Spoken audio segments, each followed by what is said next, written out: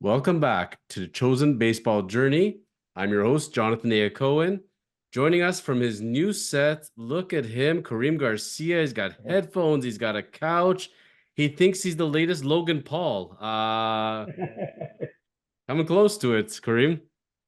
Hey, I feel great this time, so I had to change. We've been doing it so many times, and now I try to feel a little more comfortable, more relaxed. All the times I'm a little uptight, sitting over there in the chair, and now this is absolutely different. I can relax. I got my coffee, I got my water. We're all set. Perfect. I'm all set as well. And I got our agenda up today, so not to worry. Today we're gonna talk. We talked about how we think last week, we should change up the trade deadline in MLB, that it's a little too early. And we ended up having our trade deadline 2024, came and went. And I made a list here of some of the more notable trades that went through. And I figured, Kareem, you know what? You've been through this before yourself. You know how the trade deadline work. And I'm curious, before we go to the list of players the notable players that went through, how did you find this trade deadline? Did you think it was good? Did you think it was a little disappointing? Like, what was your reaction when the trade deadline came and went? It was kind of sad, That's the way I can put it. I didn't really like it. Some players went to teams that I didn't understood why they took him over there if the teams are not in the hunt or anything else. So when we talk about the players, as you mentioned them, and a little more, I didn't think this trade deadline was as good as it was before. Yeah, I agree. There was a lot of big names, specifically Crochet, Bo Bichette, Vladdy. Not that many big names that came through, but there were some that came along the line. I mean, Flaherty was one of the big fishes.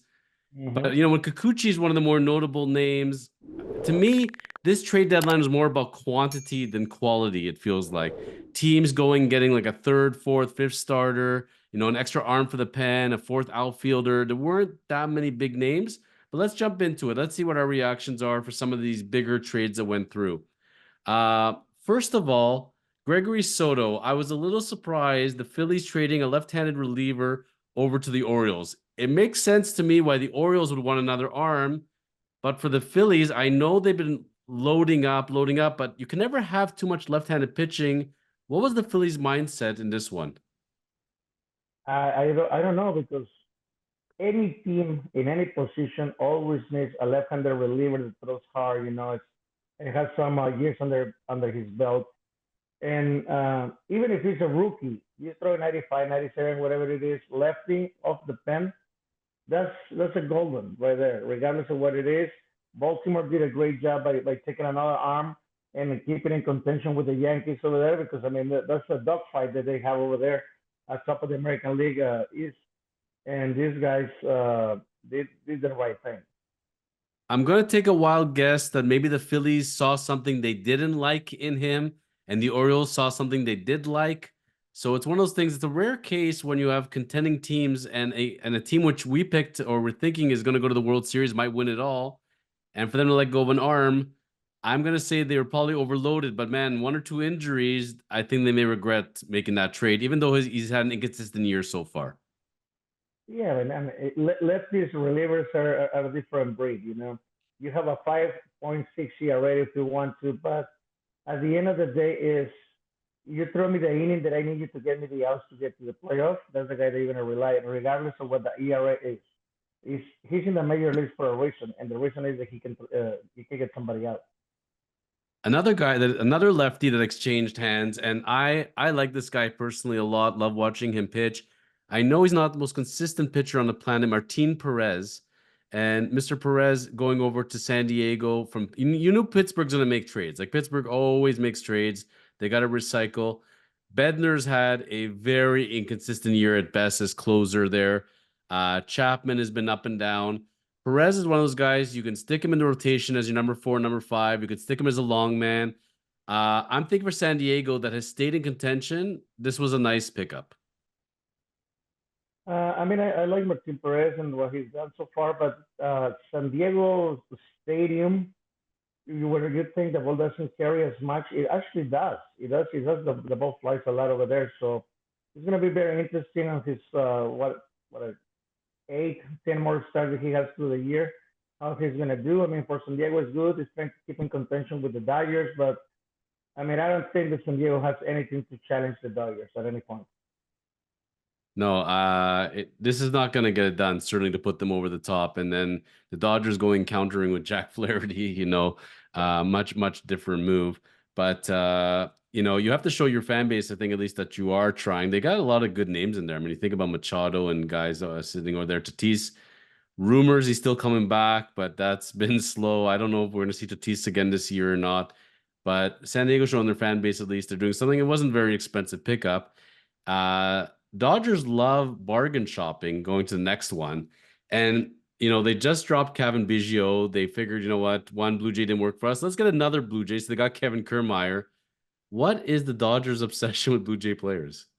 They see something in them that the Blue Jays don't see it. So I'm guessing Flurry was a great pickup for them, especially when he threw his first game. I was watching actually the game, and he threw 5 or 6 shutout innings to start his first Dodger game ever. So it was a great pickup for them. I mean, Different atmosphere, I guess. Different atmosphere for Flaherty from where he was to come into a contending team. Playing for something. And actually looking forward to the team helping you with a couple of runs in the scoreboard. well, if Flaherty stays healthy, that's the big if. If he stays healthy and he can make it through the playoffs, I think they had to do this. The Yankees got scared off. Apparently, they were right in there with Flaherty as well, but the medicals showed up and they didn't like something. This is one of those cases, pitching, has been very scary this year. Cody Senga came back for a whole start and was done for the year. Bradish comes back. I think he had 5 starts. He's done for the year. Flaherty to me is like a ticking time bomb. If the Dodgers make it to the World Series and I had to bet money, I'm going to bet that Flaherty is not going to make it to the World Series. Because he's been injured so much throughout his career. I wish the guy the best, but health has not always been his friend. It's going to be interesting depending on how they're going to use it on the starts. I mean, the Dodgers have so many pitchers injured. Some of them are coming back. Some of them are getting back in the injury list. That I don't know how they're going to treat him. Like they treat Clayton Kershaw, be really cautious with him. Only 80, 100 pitches. Maybe if he's not doing okay, we'll take him on the third inning, give him some rest. I don't know. I mean, it's going to be really interesting what the Dodgers are going to do because they do need pitching. If they want to contend for a World Series, they need the pitching. If not, they're going to be gone by the second round.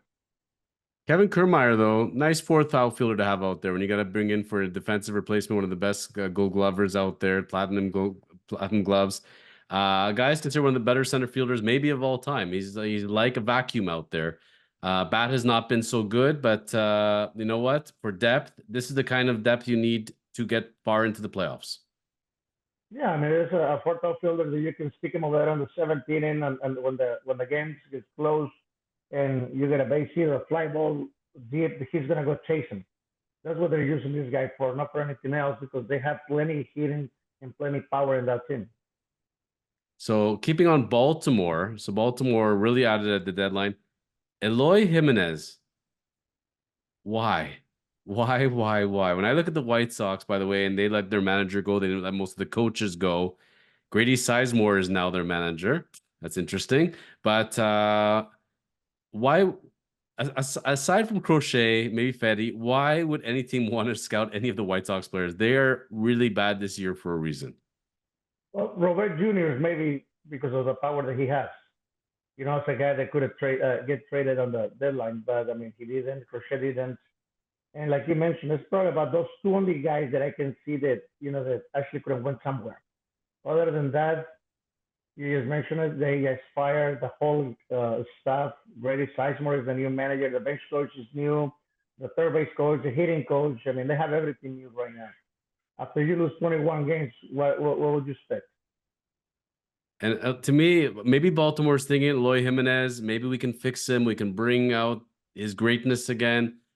I don't see it doing very much for them. I think it's a little bit of depth, but I'm not expecting big things, to be honest. I think he's going to be done by the August 31st when they bring the 40-man rosters and they need a spot. He's going to be gone, unfortunately. I mean, I don't wish him any bad luck. It's been hard out there for any player that's played for the White Sox. Maybe leaving town, maybe will rejuvenate them. I don't know. Another move that was sideways. Isaiah Kiner Falefa. So IKF. From the Blue Jays to the Pirates. The Pirates trade Martin Perez, but then pick up IKF. Again, why? Why bother at this point? I got no clue why would the Pittsburgh Pirates get anybody. If I I'm the mean, if you Pirates, I'm trade getting rid them, of IKF type players. I'm not bringing them exactly, in. exactly. I mean, just to say that you did something at the deadline when you're in last place. I mean, you're not in last place, but you're not doing anything. You're not gonna get to the top. You're not gonna go to the wild card. I mean, why? Why bring more money to your payroll? San Diego staying active now. They are making a big swap with Miami, picking up Tanner Scott, left-handed pitching again. Mm-hmm. So we just talked about it. You cannot have too much left-handed pitching. From San Diego's point of view, their bullpen's been pretty steady this year, adding more pieces, more pieces. You know what?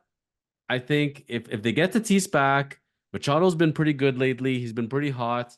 You have if you have 4 or 5 solid pieces in the pen, maybe they could do something. You know what? I don't hate this move for San Diego.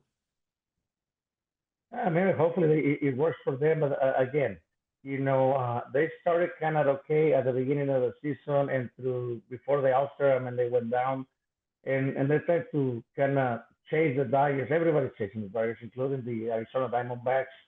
But I mean, those guys don't have the depth enough to actually contend right now. Not only their division, but for a wild card spot. I mean, it's going to be really hard. So San Francisco, we haven't talked about them for a little bit. So they've been very disappointed this year. They're starting their fire sale a little bit. So Cleveland picks up Alex Cobb. Will that move the needle for Cleveland? Do you think that's going to be the arm that puts them over the top? It's never been the problem with the Cleveland Guardians now. Cannot get rid of that because I play for the Indians, not for the Guardians. Anyway, On our show, we can call them the Indians. No one will stop us. yes, I mean, they always had great arms in the farm system. I mean, if you want someone with experience, that's fine with making the trade, everything else. They're on first place. There's the second, the guys behind you is Minnesota, which always been over there, trying to get you. Kansas City, and of course the White Sox are in the last place. They're not going to catch anyone. But I mean, the Guardians, um, it's kind of different to me because they have so many players in the farm system. Instead of getting someone, maybe giving the opportunity to some of the guys, the young guys in the farm system. But I mean, that's why the GMs making the money that they make and doing those moves. And like you mentioned, for the fan base, sometimes you have to make the moves, showing them that you are doing something to get them over the top. Well, the Royals were very, very active during this day deadline. So, for Cleveland's point of view, maybe they'll slide into a wild card. Maybe they'll get hot at the right time. Maybe they can take the division. But it's one of those things, you're going to make the playoffs. You're not going very far. That's the reality of it. But even just making the playoffs, I think is a big accomplishment when you're in these cities with fans want to see teams succeed. If you're close, close, close, you can't keep doing fire sales or you're going to really alienate your fan base. So I think I'll give Cleveland credit at least for doing something. Diamondbacks, Josh Bell. Mm. I don't know if this guy's hit in the last 3 years, but why? Why? Just made it to the World Series, want more depth. I guess that's the reasoning. Left-hander power hitter. Yeah. Jeff Bell, that's what you're talking about, right? That's the guy for Pittsburgh. Well, I don't know. I mean, it has power, and if it makes contact with the ball, right now, remember, you can hit 230 and hit 40 jacks, and people are gonna be happy, because you hit a 40 jacks, not because you're hitting like crap, you know. Like Pete Rose mentioned, if I was playing right now in this era, I'd be the greatest hitter all time because nobody hits for power. I mean, for average, and he was a slap hitter, always on the base. But I mean, times change. They got a different idea. They got a power hitter that, like I mentioned, probably hit about 240 in Arizona. The ball carries a lot. It's a great park to hit. Hopefully it's good for him. Sticking with left-handed pitching, this has been the theme so far. Baltimore goes out and gets Trevor Rogers. So Miami had a major fire sale. Everybody's gone. I mean, look, when they traded a Rise at the start of the year, you knew they're just gonna be dumping, dumping, dumping. I feel bad for for the Marlins fans, but they got some nice pieces. You know what? Orioles with all those prospects Norby finally got traded. You have to give up something. You can't keep every single prospect forever, right? Eventually, you're going to have to use them to get the pieces. And if you're going to go ahead and Baltimore has a nice team set up, I guess you can't have too much left-handed pitching. Never, never. You're gonna have to use all the lefties you can. I mean, like you mentioned, since they traded Arias to San Diego Padres early on the season, great pickup for the Padres. This guy can hit all the time, and he wasn't hitting over 300 until he got to the Padres and he started hitting, like he usually does. And then Marlins got a lot of left-hander pitching that they've been trading. I mean, what are they? They got loaded up with prospects and give somebody else an opportunity to make it to a playoff. I guess that's what they're doing. As long as they don't throw into the same division. Well, sticking with that division, the Yankees had to keep busy with the Orioles, right? And they did not get Flaherty. I was a little surprised with this one, Mark Leiter Jr. So Cubs give up a bullpen piece, but then they go trade for Paredes. We'll get to the Cubs in a second here, but for the Yankees, Clay Holmes has been very shaky for quite a while now. Would have been nice to go get Miller from the A's, even though he was injured. Now he's back.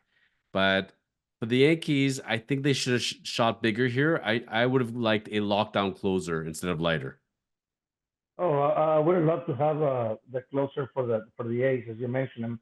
The guy's throwing 104 miles per hour, 105. He's throwing fire over there.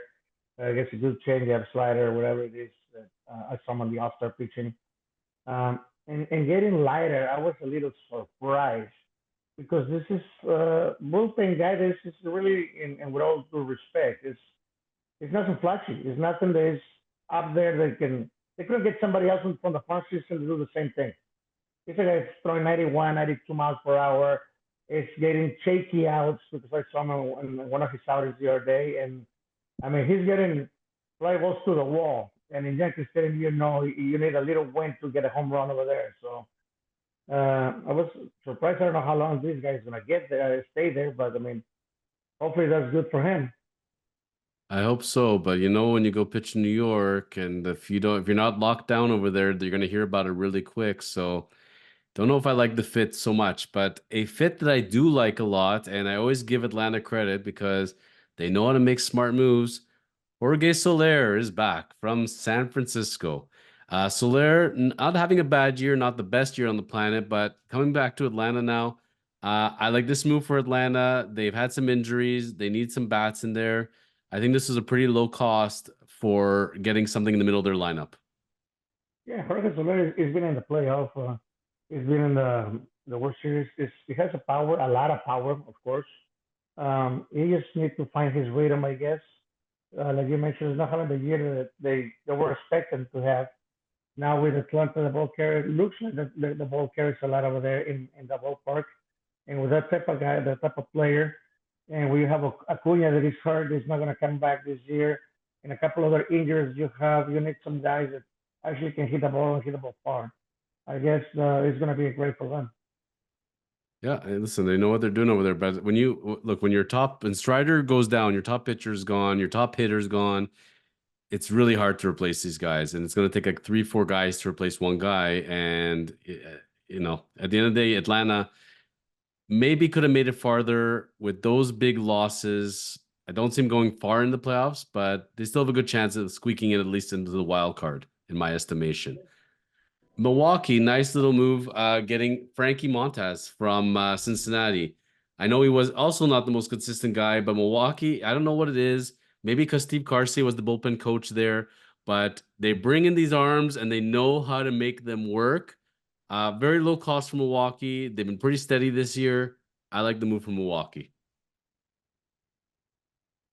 Well, I'm guessing they saw something that they didn't say that his team didn't see, but I don't see how is he going to help on the long run for them this year. It's all I can tell them that. Well, it's one of those things that also depends on the cost, right? If it's a big cost, it's one thing. I don't If know. you could do it at a low cost and you work and you can maybe tweak an arm angle or something, but when when Cincinnati first signed him, it was the idea that they were planning for the playoffs. They had a lot of young talent, and things did not go the way the Reds hoped for. They got a lot of injuries, a lot of slumps. It's a real shame because I still think in a year or two you're going to see Cincinnati, if they don't have to blow up the farm system, a Frankie Montez type pitcher could help them in the future. You're going to see Hunter Green, Ellie De La Cruz. I'm still very high on Cincinnati. I think when it comes together for them, they're going to be like Baltimore Orioles 2.0 in the future. I always like the Cincinnati team. We talked about it early in April. These guys, they got good. They got a lot of infielders to begin with. You know, they got a lot of guys that they can trade and get some arms out there, and these guys are showing. I mean, they got good hitting. Ellie De La Cruz is not hitting the 300, but he has 60 stolen bases almost, and he got some power. And the rest of the guys too. I mean, they're flashy, they're running, they do the little things that other teams don't do. They're going to be great for years to come. Actually, I like Cincinnati as you do. Now, Toronto, we are going to talk about them in a future week, but they had a pretty big swap. I got to say, there's something about Toronto trading with Houston. And you recall, that's how Teoscar Hernandez made his way over there, right? So Right. Toronto said, you know what? We really like you, Houston. You've taken care of us. We're going to make another trade with you. The early signs, Kikuchi's been pretty steady so far for the Astros. But I think in the long run, the Jays are going to be very happy with this haul. I mean, you look at Bloss, and he was a number two pitcher prospect for the Astros. Joey Loperfido, who's supposed to be a very highly touted guy who hasn't really come through for Houston yet, but very highly considered. He was log jammed there in the outfield. A lot of experts, so-called experts, are really liking Toronto's return on Kikuchi. They're saying they did very well.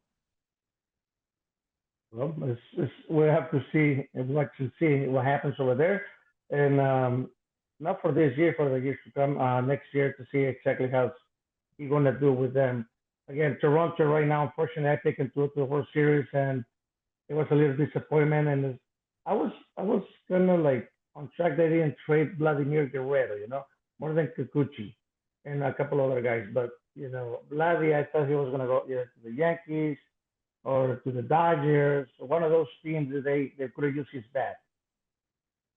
I agree. You know what? With Toronto, it's one of those things you can't operate around 500 your whole life. You need to either make the decision that you're going to be able to go for it or you're going to blow it up. And I feel like they're in the middle. They keep parts, they sell parts, but they're not they don't know who they are. And I think it's a big mistake. I would have just blown up this team because you're going to look at the talent. They ain't gonna go anywhere for the next couple of years now, and we're gonna eventually lose Bichette, lose Vladdy to free agency. Maybe they're gonna trade him in the offseason, but I don't really understand what their logic is. Justin Turner, another guy that left town. I just expected more of those type of trades. Trade all the Justin Turners, IKFs. Bassett's been pitching pretty well. I would have taken a haul for him. I would have just blown this whole thing up. But the Chad Green, like, why are you keeping all these guys when in reality you're in last place and you ain't going anywhere from there? Yeah, man, you traded Justin Turner to the Seattle Mariners. Yeah. His first game, he hits a home run to help the team win. Like, what the heck are you doing? Unfortunately, yes, Justin Turner is a great hitter. I'm guessing a good guy to have in the clubhouse. A lot of experience, brings a lot of knowledge. Especially in playoff because he's been with the Dodgers so many times on the playoff. And I'm thinking it's a great pickup for the Seattle Mariners. And Toronto is getting rid of some of the money that they have over there that they ain't have any use, dumping salary. Turner is one of those guys you feel like you make it to the playoffs. This is a guy who brings good energy. Big fan of Justin Turner. I thought he'd go back to the Dodgers personally. I thought they would try to get him in there. I think they would have been much better off with him. And one of the guys they did acquire, I'm very befuddled by this. Michael Kopech. Why? This guy is so inconsistent. You want to win the World Series. Kopech, whatever you want to call him. Every time he goes out there, I know the guy throws heat, but you never know if he's going to give up a home run or what the story is. I guess it's the same thing when they get rid of their closer. It is with Boston right now with the Dodgers. Kenley You Jansen, like those yes. guys, Kelly Jensen. You're like those guys that throw really hard. Drafted always being hard for them. Another guy that throw about 100, 101. And I know they just like guys to bring the heat over there and see what happens. Especially in LA. It's all the flashy, all the nice, the hard stuff. That's what they're doing. If I was the Dodgers, I would have taken Eric Fetty. I wouldn't let him go to the Cardinals. Cardinals not doing a whole bunch of anything. A good starting pitcher is available. I would have thought he went to a contending team. I didn't see him going to the Cardinals at all. Cardinals are kind of like out of the race. They are 7 games behind the Milwaukee right now, and I didn't think that Milwaukee was going to be in. I mean, St. Louis was going to be in this position because they were in last place in May, and all of a sudden start winning some games, and they're trying to get back into the race and make it a little bit interesting. But uh, they think like they did the Angels last year that they have a shot still to make it to the playoff through the wild card, and I'm guessing that's why they do that. That's the only thing that I can think of. And I like that pickup for St. Louis in the sense that I think he's going to pitch very well there. Like Milwaukee, something about that central. And the Cardinals, once they get their hands on those pitchers, they've made some pretty Yeah, good guys. Ask Jack Flaherty over there. yeah. I yeah. The thing is, St. Louis. You know how many games behind the wild card are they? How many games are they out from the wild card? 1.5. That's it, eh? Yes, sir. Oh, they've been very sneaky. I did not see that coming. San Diego is +2, Arizona plus 1.5, New York is 7, Atlanta and St. Louis. Atlanta 0.5 and St. Louis 2.5. St. Louis, you're very sneaky. I didn't see you coming like that. Yes. So they have a shot. They have a shot. Well, if that's the case and they want to get in through the wild card, getting a good starting pitcher, good way to start. One of the most heartbreaking trades for me, I was very shocked at this one. Texas trading Michael Lorenzen to Kansas City. I know Lorenzen started off late, also inconsistent, but can never have too much pitching. Texas, I'm picking them to go to the World Series. They must really, really be sour on Lorenzen to move him like this. But for Kansas City, for a team that's been pretty good all year, I think it's a smart move for them. It's a great pickup for Kansas City. Everybody needs pitching, especially if you have experience in the playoff and everything else. Kansas City is 4 games behind the Cleveland Guardians in their division. But I mean, the Guardians have been very consistent, but anything can happen. You still got about 2 months left in the season, about 50 games, and some teams get some injuries. All of a sudden, you get in a little hot streak, and you win 10 games, 15 games, and you're in first place. I mean, and you need pitching. Everybody needed pitching in this deadline, and they got whatever they could. I'm not saying they got the top like last year. They had the Verlanders, the Chersers, and all those guys, the top names. This year wasn't like that. It was just whatever I can get my hands off, especially left-handed pitching. I'm gonna try to get, and I'm getting it. Regardless if I have to get rid of him in a month and a half from now and bring somebody else. Well, my friend, if you're not gonna be able to get good pitching, if you have to get a consolation prize, you're gonna try to get good hitting, and there's very little good hitting that passed along. But one of the big names was Isaac Paredes. He's been very consistent for the Rays, young age, affordable. Why were the Dodgers, the Yankees, the Orioles, why did they sleep on this guy? I don't understand how the Cubs pulled this off. I got no idea why did the Cubs get Isaac Paredes because like you mentioned, he went to the All-Star for the first time in his career. Um, it's hitting consistently. He has some jacks over there, 22, I think, and right now I guess we got 22 jacks. Um, I always thought that he was either going to be the third baseman for the Dodgers or the third baseman for the Yankees. Exactly. That's what I was thinking he was going to go. Unfortunately, I mean, not unfortunately, I mean, for him, he went to the Chicago Cubs. They're in second to last place right now in their division and trying to get back to that division. Um, I don't see what's the odds for the Chicago Cubs getting him. Other teams would have get, like the Dodgers or the Yankees would have been helpful. But for him going to Chicago, I didn't like the trade at all. Not for him. I mean, there's nothing he can do about it. It's under contract with the Tampa Bay, but Chicago did a great pickup for them as cheap. You still got him 3 more years to to tell him exactly how much money he's going to make and what to do. But other than that, I didn't really like that trade. No, and there's a lot better lineups out there for him, but and I think the Rays could have got more if they shopped him harder. But my feeling is maybe the Yankees would have offered better, but they or the Orioles they said I don't want him in the division. But from the Rays with this fire sale, I don't think they have to worry about that. Now, one of the best pickups in my estimation was the Phillies. What did the Phillies want? So many things, obviously, because they have an abundance of riches, but they're like, let's just keep it going. And they went out and got, I think, one of the best arms available, the Angels closer, Carlos Estevez. And he's been pretty lights out for the Angels this year. One of the better arms. Again, Yankees, Dodgers, you were sleeping at the wheel. Why did you not go out and acquire this guy? The other thing I'm guessing right now is because they didn't have anything interesting in the farm system for them to give up, or they were or the Angels were asking for way too much on their farm system. They were not willing to make that trade for that Mm. guy. You know, that's the only thing I can think of because I'm sure that they tried, but I'm guessing if I'm the Angels and the Yankees are calling me, I'm trying to get as much as I can from you.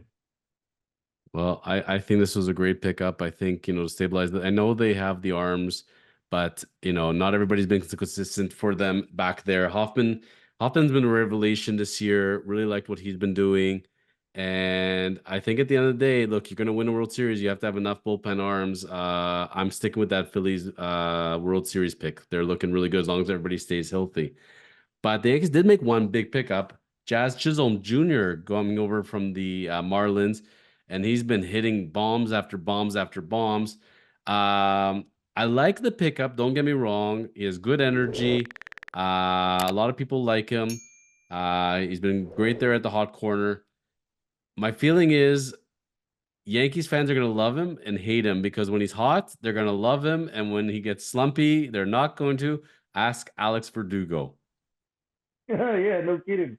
I felt sorry for my boy over there, but once you get Chelsea Jr. over there, and he started playing in the outfield first. His first game was in center field, and then all of a sudden they asked him if he could move to third base because Gleyber Torres did not want to play third base. I don't know why.